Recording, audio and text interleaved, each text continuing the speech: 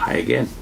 More Dorothy Sayers, Creator Chaos, and other essays. This is the last essay in the book, The Other Six Deadly Sins. She's reached the sin of gluttony. This is part 2 of her analysis.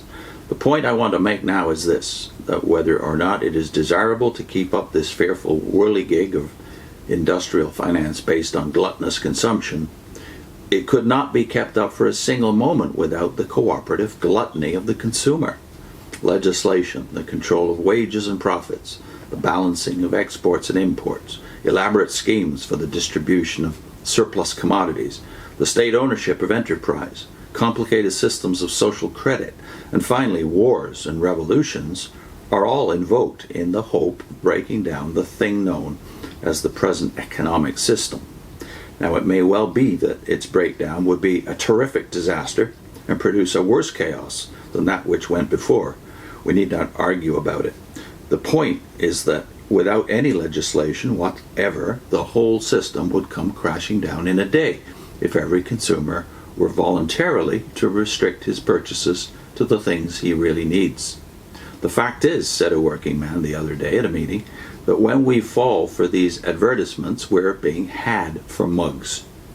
So we are, Sayers says. The sin of gluttony, of greed, of overmuch stuffing of ourselves, is the sin that has delivered us over into the power of the machine. In evil days between the wars, we were confronted with some ugly contrasts between plenty and poverty. Those contrasts should be and must be reduced. But let us say frankly that they are not likely to be reduced so long as the poor admire the rich for the indulgence in precisely that gluttonous way of living which rivets on the world the chain of the present economic system, and do their best to imitate rich men's worst vices. To do that is to play into the hands of those whose interest it is to keep the system going. You will notice that, under a war economy, the contrast is being flattened out. We're being forced to reduce and regulate our personal consumption of commodities and to revise our whole notion of what constitutes good citizenship in the financial sense. This is the judgment of this world. When we will not amend ourselves by grace, we're compelled under the yoke of the law. You will notice also that we are learning certain things.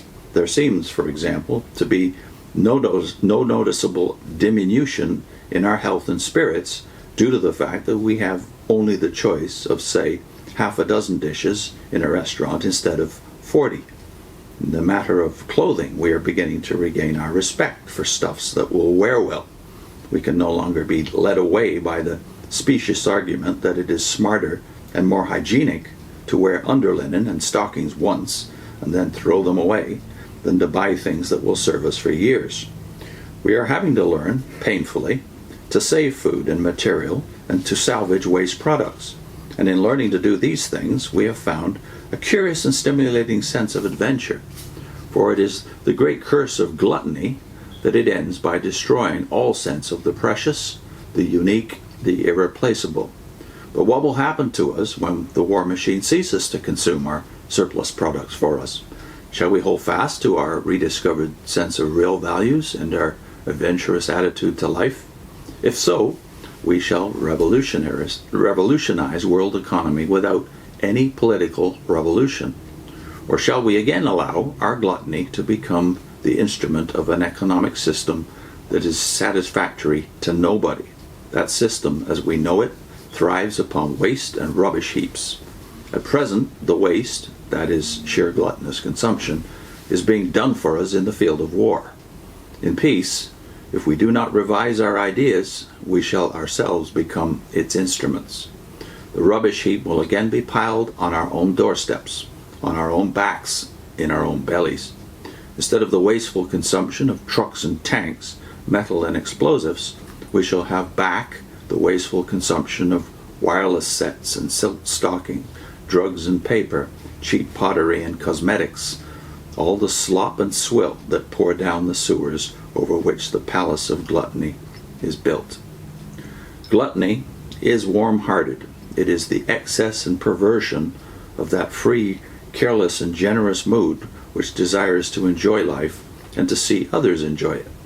But, like lust and wrath, it is a headless, heedless sin that puts the good-natured person at the mercy of the cold head and the cold heart, and these exploit it and bring it to judgment, so that at length it issues in its own opposite, in that very dearth in the midst of plenty at which we stand horrified today. Next time, Sayers is dealing with covetousness, a related sin. I want to put a link on to Walter Rauschenbusch's discussion of Christ's attitude towards riches, mammon. Although not officially a god or a goddess, maybe the most influential of all gods, both in the ancient world and the modern. So Rauschenbusch on mammon, the desire for more.